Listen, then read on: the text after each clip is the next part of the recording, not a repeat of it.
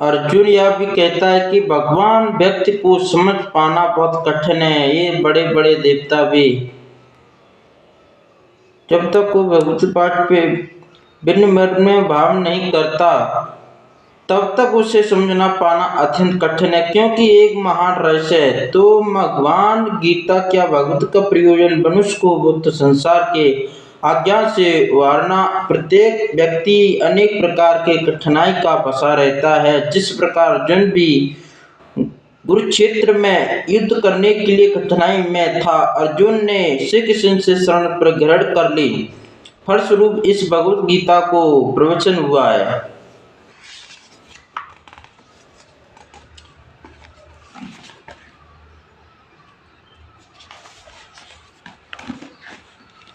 भूत प्रकृति क्रिया है। गीता में इसकी प्रकार व्याख्या अपराप्रकृत के रूप से में हुए जीव को पराप्रकृत उत्कृष्ट में प्रकृत कहा गया है।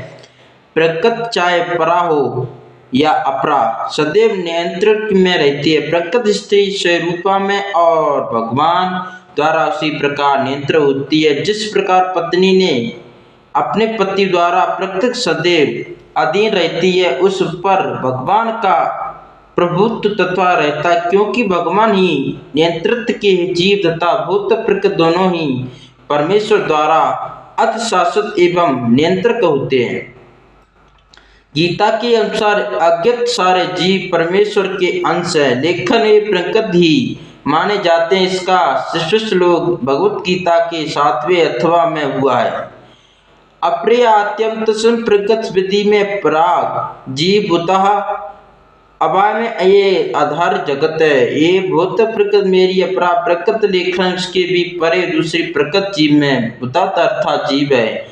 भूत प्रकृति 3 गुणों में निवृत्त है, सत्वगुण, रजोगुण या तथा तमोगुण। उन गुणों के ऊपर नित्य काल है और इन प्रकृति में गुणों तथा नित्य काल में नियंत्रण या संयोग में अनेक कार्यकलाप होते हैं जो कर्म कहलाते हैं। कार्यकलाप यानाथ काल के चले आ रहे हैं और हम सभी अपने कार्यलाभ में कर्मों में फलस्वरूप सुख या दुख भोग रहते हैं। उदाहरण मान ले कि व्यापारी और मैंने बुद्धि के बल पर कठोर श्रम किया है और बहुत संपत्ति सक्षम कर ली है, तब मैं संपत्ति के रूप संपत्ति के सुख का भोग हूँ। किंतु ये मान ले कि व्यापार में हान में मेरा सब धन जाता है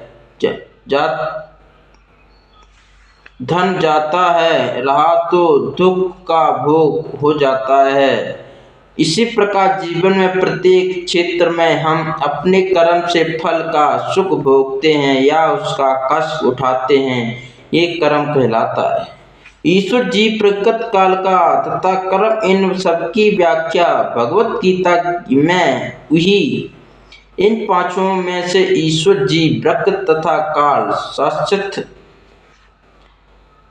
साक्षात प्रकृति की अभ्यागति अश्वति हो सकती है, परंतु ये मिथ्या नहीं। कोई दार्शनिक कहते हैं कि प्रकृति की अभ्यागत विद्या का लेखन भगवत गीता के विष्णु के दर्शन के अनुसार ऐसा नहीं। जगत के अव्यक्त को मिथ्या नहीं माना जाता, इसे वास्तविक किंतु अस्तित्व माना जाता है कि उस बादल के सच्चे रूप से आकाश में घूमता रहता है। वर्षा ऋतु आगमन के समान जो अन्न का घोषित करती है।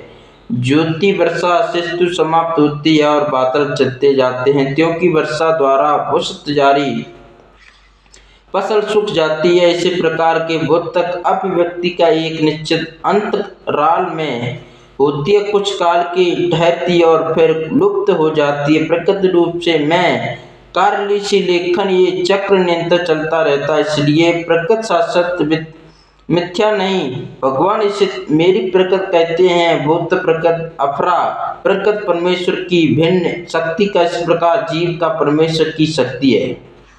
किंतु ये विलय नहीं, अपितु भगवान के नित्य संबंध एक तरह भगवान, जीव, प्रकृति तथा काल ये सब परस्पर संबंधित के और सभी शास्त्र लेखन दूसरी वस्तु कर्म शास्त्र नहीं है। यहाँ कर्म से अंतिम प्रार्थन के हो सकते हम अनाथ काल के अपने शुभ अशुभ कर्म फलों के भोग रहे हैं, किंतु साथ ही हम अपने कर्मों के फल को बदल सकते हैं और प्रवर्तन हमारे ज्ञान की प्रौढ़ता पर निर्भर करता है। हम विविध प्रकार के कर्मों का व्यवस्थ रहते हैं।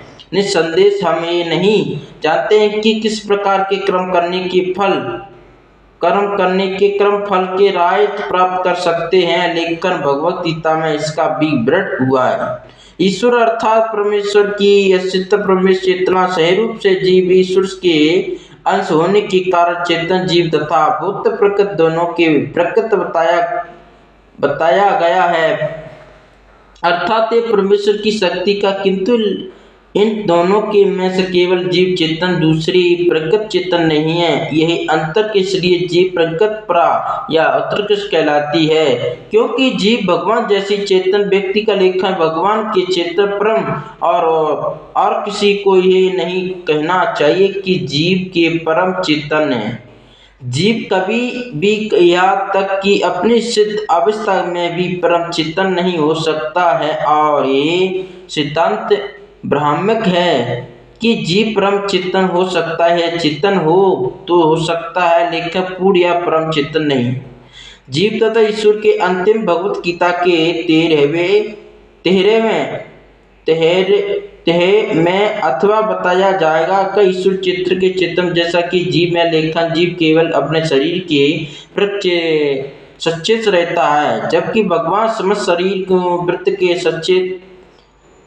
सचेत रहते हैं, क्योंकि प्रत्येक जीव में हृदय में अभ्यास करते हैं। ये तीन जीव विशेष की मानसिक गतिशीलता के प्रचित रहते हैं। हमें ये नहीं भूलना चाहिए कि ये बताया गया है कि परमात्मा प्रत्येक जीव में हृदय की ईश्वरीय नियंता के रूप से वास कर रहे हैं, और जैसा जीव चाहता है वैसा करने के लिए जीव को निर्देशित करते रहते हैं। जीव बुला जाता है कि उसे करना पहले ही किसी की विधि के कर्म करने की संकल्प करता, लेकिन फिर भी अपने ही कर्म से क्रियाओं और प्रतिक्रियाओं का उलझा जाता है। इस प्रकार शरीर त्यागने के बाद भी दूसरा शरीर ग्रहण करता है। जिस प्रकार हम वस्त्र उतारने तथा पहनते रहते हैं, इस प्रकार जब आत्मा देहांतर जा जाता है, अतः से अपने व्यक्ति के प्रकृति कर्मों का फल भोगना पड़ता है।